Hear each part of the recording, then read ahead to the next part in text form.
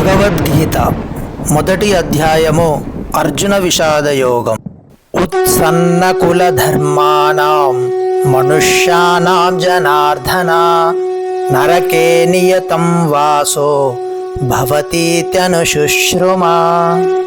ఓ కృష్ణ జనార్దన, కులధర్మములను నాశనము చేయువారు శాశ్వతముగా నరకలోక నివాసులగుదురని గురు శిష్య పరంపరాగతముగా నేను వినియుంటిని. అర్జునుడు ఇక్కడ తన వాదమునకు తన స్వానుభవమును కాకుండా ప్రామాణికుల ద్వారా వినియున్న వచనములను ఆధారముగా గ్రహించుచున్నాడు. వాస్తవ జ్ఞానమును పొందుటకు అదే సరి అయిన మార్గము. వాస్తవ జ్ఞానమునందు ఇదివరకే సుస్థిరులయ్యున్న వారి సహాయము లేనిదే ఎవ్వరును వాస్తవ జ్ఞానపు ముఖ్యాంశమును అవగతము చేసుకొనజాలరు.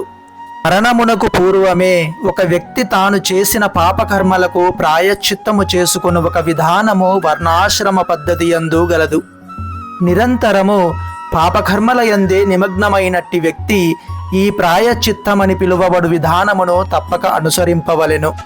అట్లు చేయనిచో అతడు తన పాపకర్మలకు ఫలితముగా నరకలోకముల పాలై దుర్భర జీవితమును పొందవలసి వచ్చును.